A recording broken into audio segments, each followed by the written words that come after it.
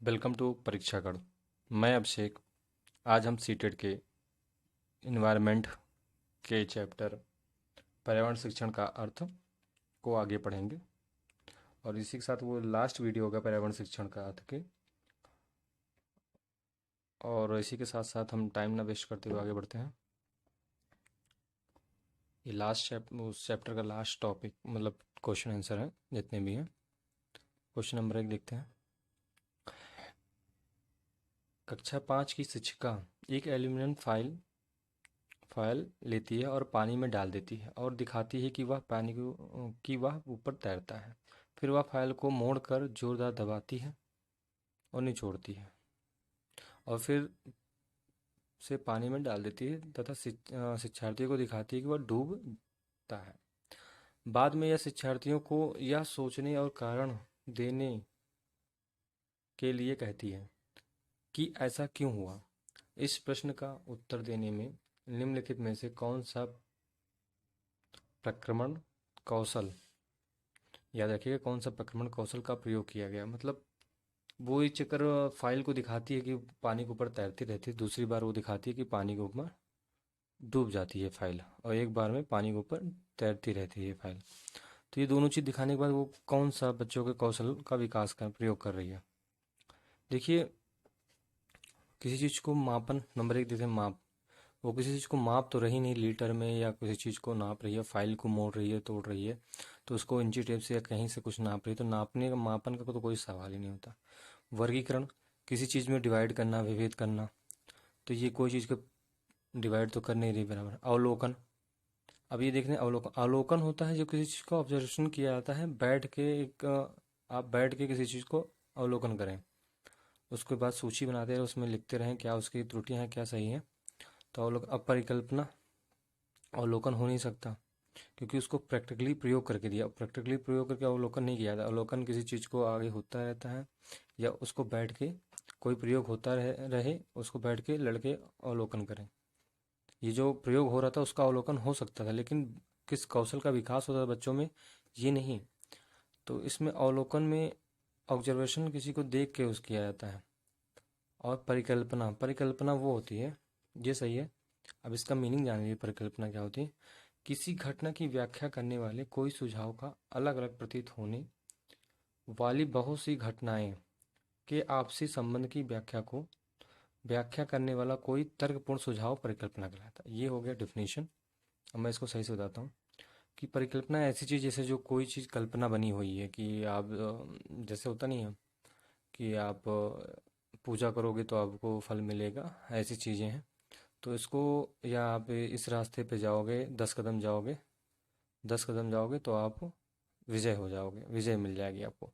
तो उसको बार बार अगर कोई 10 कदम जाता है वो विजय नहीं प्राप्त कर पाता किसी चीज़ में, तो मतलब बेकार है। और यही चीज़ अगर हर आदमी जाए और विजय प्राप्त हो जाए तो वो सिद्धांत बन जाता है। इसीलिए कहते हैं, और आधा क्वेश्चन आया हुआ है, परिकल्पनाएं अच्छी तरह परखने के बाद सुव्यवस्थित हो जाती हैं तो उनका सिद्धांत कहा जाता है। जब परिकल्पनाएं सही हो जाए, बार बार करने पे कोई काम, वही काम बार बार करने, अलग अलग ढंग से करने पर अगर वो वही फल आता है, ठीक है। जैसे कहते हैं 2+2, एक समय परिकल्पना ही तो थी जोड़ने के लिए, 4 होता था, और बार बार हमेशा जोड़ा गया कि 2+2 4 हुआ, या 1+3 क्या हुआ, 4 हुआ। तो मतलब कहीं मतलब परिकल्पनाएं ही तो थी एक समय के लिए पहले। आज तो हम कहते हैं 2+2 सही बात है, क्यों? क्योंकि ये सिद्धांत हमें पता है, ये नियम है, ये होता ही है। लेकिन इससे पहले आज पता नहीं कितने साल वर्ष पहले ये सब परिकल्पना ही तो थी। तो परिकल्पनाएं ये होंगी, जो विचार आते हैं उसको बार बार करने पे सही परिणाम हो तो परिकल्पना, और परिकल्पनाओं को भी अगर प्रयोग किया जाए तो वो सिद्धांत बन जाते हैं। ठीक है, अगले क्वेश्चन की तरफ बढ़ते हैं। आप जो ऑप्शन है उसका मीनिंग अगर आपको पता है तो आप ऑप्शन सही करेंगे, बिल्कुल सही करें। निम्नलिखित में से, अगला क्वेश्चन देखते हैं, निम्नलिखित में से कौन सी विशेषता अच्छे शिक्षण की नहीं है। अच्छा शिक्षण क्रिया आधारित होता है, जिसमें कोई काम कराया जाता है। बिल्कुल, कोई भी शिक्षण होता है उसमें काम कराया जाता है, किसी किसी में नहीं ज़रूरत है उसमें नहीं कराया जाता, लेकिन ज़रूरत सब में पड़ती है। लोग कराएं ना कराएं वो बात अलग है। अच्छा शिक्षण लोकतांत्रिक होता है। लोकतांत्रिक मतलब समान जनता के लिए, जन सेवा के लिए होता है, सभी के बराबर होता है, ऐसा नहीं गरीब के लिए नहीं है, अमीर के लिए है, ये भी सही है। सॉरी। अगला देते हैं डी ऑप्शन देते हैं, अच्छा शिक्षण सुव्यवस्थित निश्चित उद्देश्य युक्त होता है। और क्या उद्देश्य होता है कि हम इसको ज्ञान प्राप्त करेंगे तो ये करना है, इसलिए ज्ञान दिया जाता है कि आप आगे ये बढ़िए, इस क्षेत्र में बीएड पढ़ रहे हैं या बीटीसी कर रहे हैं तो आप शिक्षक बनेंगे। आप किस स्तर के शिक्षक शिक्षक बने, प्राइमरी, मिडिल या अपर, वो अलग बात है, लेकिन आप उद्देश्य है आपका। ठीक है, तो ये भी सही है। ये देखते हैं, अच्छा शिक्षण मूल्य आधारित नहीं होता। मूल आधारित नहीं होता, मूल होता है एक शिक्षण का। हर शिक्षण, यहाँ रुपया वाली बात नहीं है कि आप रुपया समझ लीजिए, हर शिक्षण का एक वैल्यू होता है, आधारित होता है कि आप इस कक्षा 5 पास हुए तो आप ये किए, 6 पास किए। आप अगर टेट नहीं पास कर पाएंगे, बीएड नहीं करेंगे तो कैसे शिक्षक बन जाएंगे। तो हर शिक्षण का एक मूल्य होता है। बिना बीएड किए आप टीटी नहीं दे सकते, तो हर शिक्षण का एक मूल्य होता है। तो ऑप्शन नंबर बी अलग है, ये नहीं होगा। ठीक है दोस्तों, अगले क्वेश्चन की तरफ बढ़ते हैं। क्वेश्चन नंबर 3, एनसीईआरटी की पर्यावरण अध्ययन की कक्षा 5 की पाठ्य पुस्तक में सुनीता अंतरिक्ष में, ये एक पाठ्य पुस्तक का नाम है जिसका शीर्षक है, शीर्षक पाठ स्पेसशिप में अंतरिक्ष यात्री सुनीता विलियम्स, अंतरिक्ष यात्री सुनीता विलियम्स के अनुभव का वर्णन करता है। इसे शामिल करने का क्या कारण हो सकता है।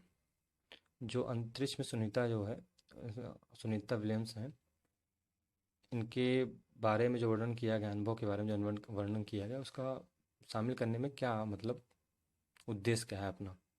यह घटना अंतरिक्ष यात्रियों की ज़िंदगी में झांकने का अवसर देती है। बिल्कुल, जब उनके बारे में बताई गई है, उनके वर्णन किया गया तो उनके बारे में बताया गया, तो ये सही है।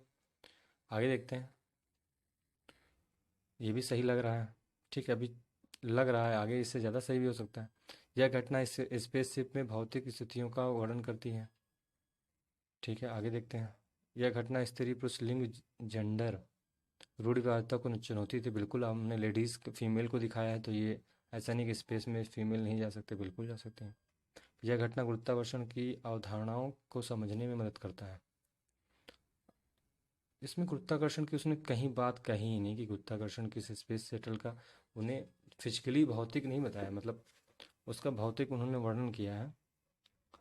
और अंतरिक्ष स्पेसशिप के बारे में उन्होंने बताया है, उनके वर्णन, उनके जीवन के बारे में बताया है।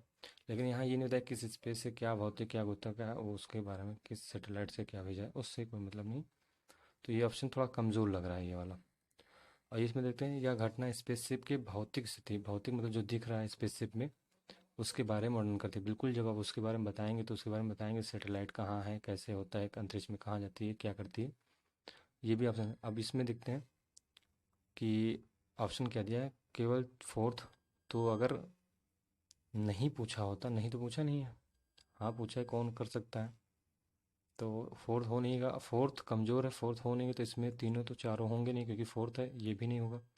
इसमें एक है, तीनों एक से ऐसे थे, ये होंगे, क्योंकि तीनों एक जैसे ही थे। अगला क्वेश्चन बढ़ते हैं। 5, कक्षा 5 की अध्यापिका माहिका चाहती है कि उसके बच्चे आस पास के पौधों का अवलोकन करें। सार्थक अनुभव या सीखने के लिए बच्चों को क्या करने के लिए उत्साहित करना चाहिए। ऑप्शन देखते हैं। नंबर 1, यह समझना कि पौधे भी सजीव होते हैं। ठीक है, ये पौधा जब बच्चों को अगर देखना है, सार्थक पौधों के लिए अवलोकन कराना है कि पौधों क्या करते हैं, उनके लिए ऑब्जर्वेशन कराना है, तो उसके लिए आप बच्चे सजीव होते हैं, ये भी ठीक है। यह समझना कि पौधे हमारे जीवन, हमारे लिए उपयोगी होते हैं, जाहिर सी बात, पौधे हमारे लिए उपयोगी होते हैं। आगे बढ़ते हैं। अधिकतम पौधों के नाम, अधिकतम पौधों के नाम लिखना। ठीक है, आप पौधों के नाम लिखोगे, जानकारी होगी, लेकिन इसके बारे में उसके अवलोकन पूरा नहीं होगा, एक पार्टिकुलर एक पार्ट होगा, मतलब आप नाम लिख पा रहे हो, उनकी जानकारी कुछ नहीं जान पा रहे, वो क्या करते हैं, क्या चीज़ ज़्यादा देते हैं, क्या हमारे लिए फ़ायदेमंद है। लेकिन उनकी ऊंचाई, अगले देखते हैं डी, उनकी ऊंचाई, पत्तियों, गंध, उगने के स्थान, अंतर अवलोकन करना।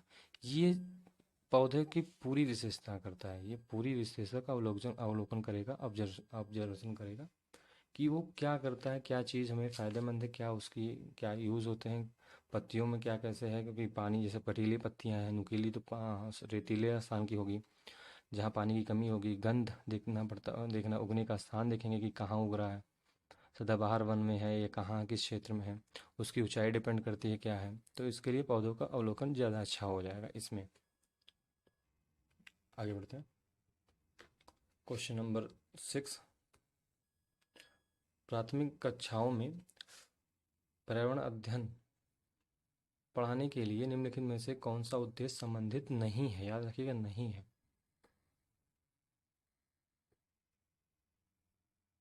नंबर 1 देखते हैं, विज्ञान के आधारभूत प्रत्ययों और सिद्धांतों को रटकर याद कर लेना।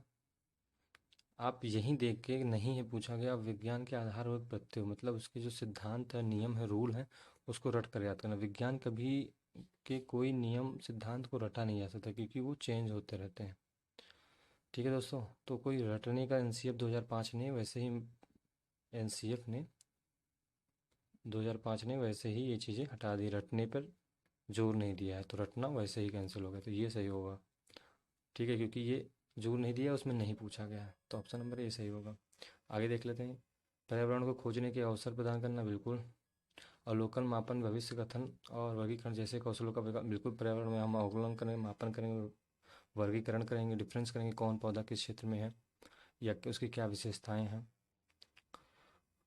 भौतिक और सामाजिक परिवेश के प्रति संवेदनशील, कौन पौधा हमारे लिए सामाजिक प्रति फायदेमंद है, नुकसान, जैसे यूकलिप्टस हमारे लिए बहुत नुकसानदायक है, उसको आतंकवाद भी कहते हैं पौधों का, तो याद रखिएगा।